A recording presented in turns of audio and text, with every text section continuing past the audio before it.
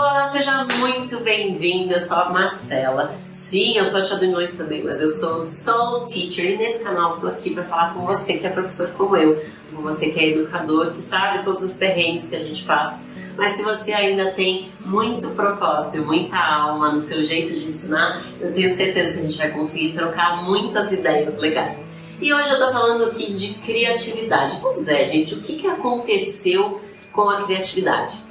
Hoje, se você parar e for no meio de crianças e começar a perguntar para eles se eles se acham criativos, ou se você fizer uma pergunta sobre criatividade, você vai ver que vão vir milhares de ideias. As crianças têm muita imaginação. Porém, se você pergunta para um adulto se ele se acha criativo, infelizmente a grande maioria dos adultos diz que não.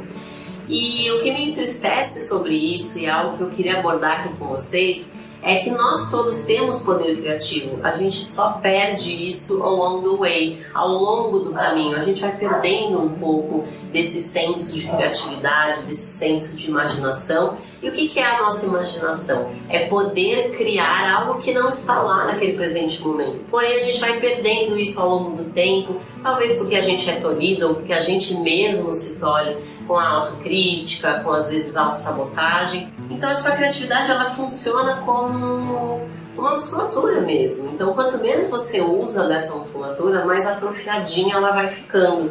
E por que esse processo também aconteceu além do nosso alto senso crítico e muitas vezes até uma busca por um certo perfeccionismo, que às vezes a vida cobra, às vezes as pessoas cobram e às vezes a gente mesmo cobra, né? Mas o que acontece é que se você for observar o cenário de uma escola hoje, ele não é realmente tão diferente de uma sala de aula de 100, 150 anos atrás, né? Então ainda é aquele formato muito tradicional de sentar numa cadeirinha e escutar a palestra e escutar o professor falar. O professor ainda é um centro dentro da sala de aula, é como se ele fosse o detentor e único, exclusivo de todo o conhecimento, quando a gente vive num mundo onde a comunicação e a informação é extremamente acessível. Então os seus filhos, os seus alunos têm acesso a todo tipo de educação, todo tipo de informação que ele quiser, de maneira extremamente dinâmica, na hora que ele quer, no conforto de repente do quarto dele. Ele não precisa necessariamente estar sentado numa cadeira e estar se sentindo preso de certa maneira. Esses dias eu fui visitar escolas, porque eu estava mandando meu filho de escola, e eu percebi o quanto realmente, por mais modernas que as escolas fossem, a escola que eu escolhi é uma escola bem moderninha, com pintura diferente, eles têm uma sala Google, eles têm pinturas na parede, mas o modelo de sala de aula ainda é o mesmo. Apesar de ter uma lousa digital, ainda é aquele modelinho de sentar na cadeira, ainda o professor é o centro da sala de aula. E eu acho que isso foi o que acabou minando muito a nossa criatividade. Porque, pelo menos na minha época escolar, acontecia muito isso. E eu quero saber se você se identifica com esse pensamento, se você também passou por esse processo, que a gente precisava sentar na sala de aula e ficar quietinho e escutar. A gente não era incentivado a discutir com o professor, a ter um pensamento crítico. A gente não era incentivado a pensar. Na verdade, aconteceu muito comigo. Eu lembro que na época do fundamental eu tinha muitas provas que eu tinha que memorizar, mas eu não precisava questionar, eu precisava simplesmente memorizar. E o professor naquela época, e acho que ainda hoje tem muitos professores que ainda trabalham assim, por uma questão de tradição mesmo, ele era um dispenser, né? Ele era um delivery de informações. Ele simplesmente ia repassando, sem questionar, aquilo que vinha dentro do livro, aquilo que vinha dentro da metodologia proposta, e sem trazer muita novidade e sem trazer principalmente o espaço para o aluno pensar criticamente e questionar mesmo. Eu acho que uma das coisas que mais me encantou quando eu comecei a estudar programação neurolinguística foi que quando eu fui fazer a minha formação, o nosso facilitador, assim que eu entrei na sala de aula, ele olhou pra gente e falou: olha, eu não quero que você acredite em nada do que eu estou falando, eu quero que você coloque em prática e eu quero que você pesquise, busque as suas respostas. Eu acho que isso é uma das coisas mais legais e humildes que um professor pode fazer. É óbvio que a gente não sabe tudo, é óbvio que a gente não é detentor de todo conhecimento, e é mais do que óbvio que esse modelo de que o professor ele é dono de toda a informação e ele é absoluto dentro da sala de aula, está completamente ultrapassado. Hoje não tem mais uma centralização de informação. É o professor que sabe, é o cara do YouTube que ensina a fazer, de repente, manutenção de celulares, você também vai aprender com ele. Então todo mundo meio que virou um pouco facilitador de informação. Então esse mundo, para o seu aluno ou para o seu filho, ele é muito divergente. Ele vai numa sala de aula onde ele não pode discutir, onde ele é incentivado a sentar e obedecer e não usar o pensamento crítico. E muitas vezes isso, eu sei que isso na minha geração foi uma verdade muito absoluta por muito tempo. Eu ainda, além de tudo, tive uma formação em escola católica, então existia uma rigidez de pensamento ainda maior, né? Não que isso tenha sido prejudicial, mas ele realmente, no processo criativo, ele foi um grande tolhidor da criatividade. Eu acho que muitas pessoas que passaram pelas escolas na mesma geração que eu, na mesma época que eu, também passaram por isso. Mas hoje, vendo a geração do meu filho, que tem 15 anos de idade, eu também vejo ele ainda passar por muitas coisas que eu passava. E às vezes ele me questiona isso e eu não tenho muito como responder. Né? Então, às vezes ele me fala, mas por que eu tenho que aprender isso? Mas por que eu tenho que fazer prova desse jeito? Né? E às vezes eu fico até, que eu falo, eu não posso me comprometer porque eu sei que ele precisa cumprir aquele papel, ele precisa cumprir aquela grade, mas por uma questão mais de legislação ou por uma questão de que a sociedade ainda aceita que seja assim. Mas não necessariamente é algo que eu acredito, porque eu acredito no pensamento crítico, eu acredito que as pessoas, os alunos têm que ter o direito de falar, de questionar, de pensar de uma maneira diferente, e eu acredito que isso também faz a gente se reinventar. Uma das palestras que eu mais gosto, que eu mais gostei de assistir, que eu já assisti várias vezes, inclusive estou lendo o livro dele, é a palestra do Sir Ken Robinson, que é um educador, e a palestra dele é a mais vista no TED Talks, então assista essa palestra, eu vou deixar aqui embaixo para você discutir também sobre esse assunto, me falar quais foram as suas ideias, o que você pensou quando você estava assistindo isso. E o nome da palestra é Será que as escolas estão matando a criatividade?